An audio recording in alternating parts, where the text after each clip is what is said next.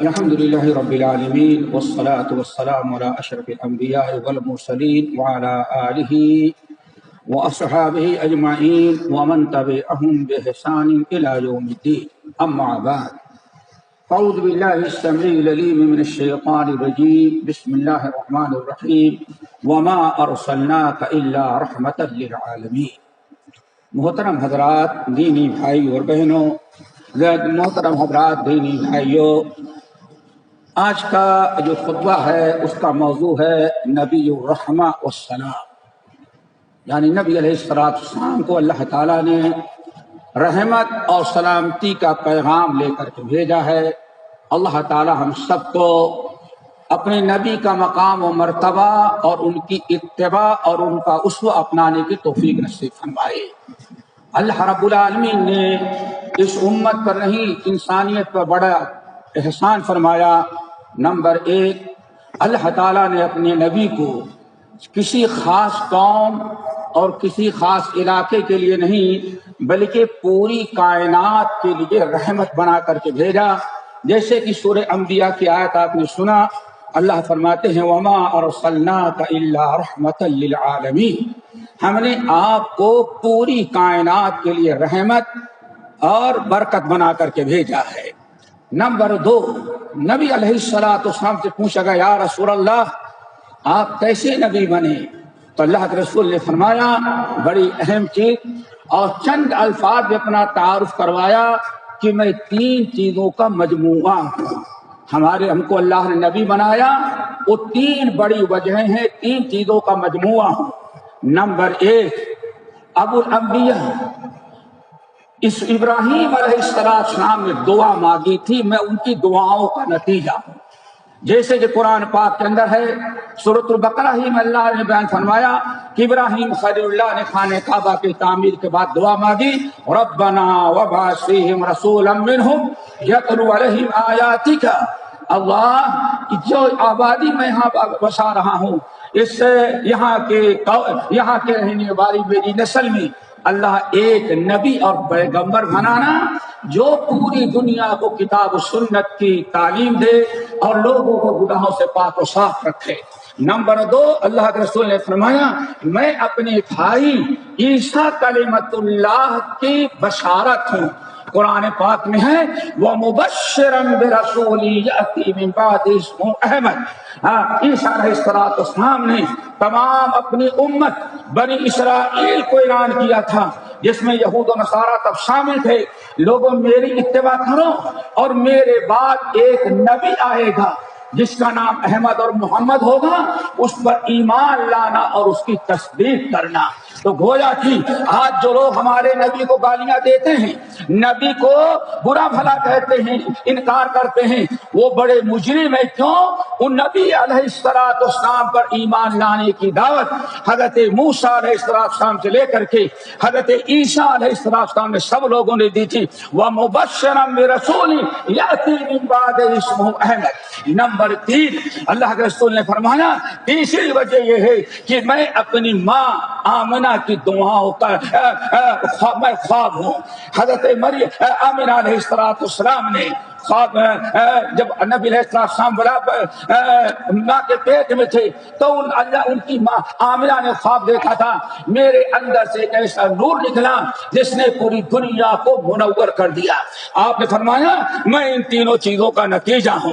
Number چار میرے بھائیوں، نمبر تین نبی علیہ السلام کا دنیا میں آنا ایک تو پوری کائنات کے لیے رحمت ہے اور پوری کائنات پر انعام ہے، اور چوتھی چیز ہے خصوصیت کے ساتھ جن کو اللہ نے کلمہ نصیب کیا، جو مسلمان ہوئے اللہ نے ان پر خصوصی کرم کیا کہ اللہ تعالیٰ نے ان کو نبی کا سچا امتی، ان کا متبع فرما بردار اور ایمان والا بنایا۔ سورہ آل عمران کی آیت رب العالمین نے ارشاد فرمایا لقد من اللہ علی المؤمنین اذ بعث فیہم رسولا من انفسہم، اے ایمان والو مومنو تمہارے اوپر اللہ تعالیٰ تعالیٰ کا ایک خاص کرم ہے، بڑی مہربانی ہے کہ اس نے رسول بنایا اور تمہارے اندر ہی تمہاری قوم کے ایک شخص کو پیغمبر بنا کے تمہارے ہاں تمہاری اصلاح کے لیے بھیجا ہے۔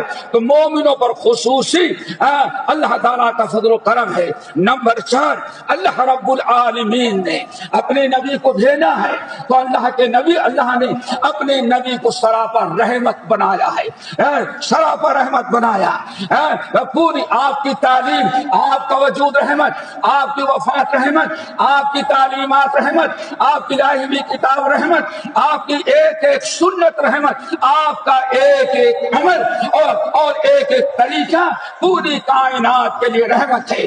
آپ نے ساتھ میں لوگوں انما انا رحمت مہدات، اللہ تعالیٰ نے ہم کو صرف تمہارے لیے رحمت اور تمہارے لیے تحفہ اور گفٹ اور تمہارے لیے برکت بنا کر کے بھیجا ہے۔ نمبر 5، ہمارے نبی جو آئے دنیا کے اندر الفت محبت کا پیغام لے کر کے آئے کہ پوری کائنات کو الفت محبت کا پیغام بھیج دیں اور محبت عام کر دیں۔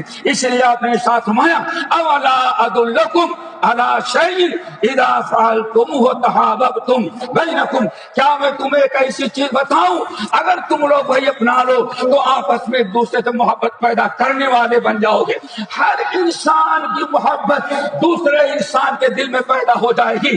صحابہ کرام نے فرمایا یا رسول اللہ ایسا فارمولہ، ایسی چیز تو ضرور بتائیں جس سے ہماری دشمنی عداوت ختم ہو جائے اور ہم سب آپس میں الفت محبت والے بن جائے۔ اللہ کے رسول نے ارشاد فرمایا افشوا السلام بینکم، چلتے پھرتے ایک دوسرے سے سلام کرتے رہو، اس سے تمہارے اندر اللہ تعالیٰ الفت محبت پیدا کر دے گا اور عداوت اور نفرت کو نکال دے گا۔ اللہ تعالیٰ ہم سب کو عمل پہ توفیق نصیب فرمائے اور نبی کا سچے اتباع کرنے والا بنائے۔ اقول قولی ھذا واستغفر اللہ من کل ذنب واتوب الیہ۔ الحمد للہ وکفی وسلام علی عبادہ الذین اصطفی، اما بعد۔ دوستو، ہمارے نبی جو دنیا میں آئے ایک دوسرے سے جوڑنے کے لیے آئے، ایک دوسرے کے سے کو اتفاق اور اتحاد اور ایک دوسرے کو ملانے کے لیے آئے۔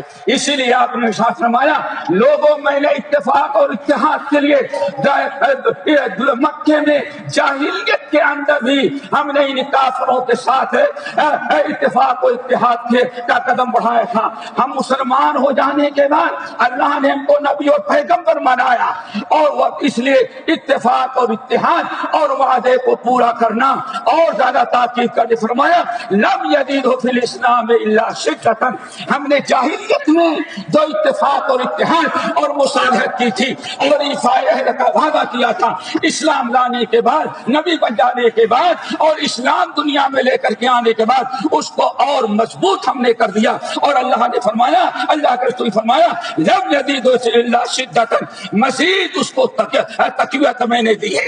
اور آخری چیز دوستو، جب نبی علیہ السلام کا یہ مقام ہے اور یہ آپ کا مرتبہ ہے تو ہماری ذمہ داری کیا ہے، ہمارا فریضہ کیا ہے؟ ہمارا دو فریضہ۔ نمبر 1، ہم نبی پر ایمان لائیں۔ رب العالمین نے فرمایا نبی پر ایمان لائے ہیں تو نبی کی اتباع کریں، چلتے پھرتے ہم نبی علیہ السلام کے ترجمان بنے، ہر قدم پر ہم اسلام کے رہنما بنے، ہر موقع پر ہم اللہ اس کے رسول کے فرما بردار بنے۔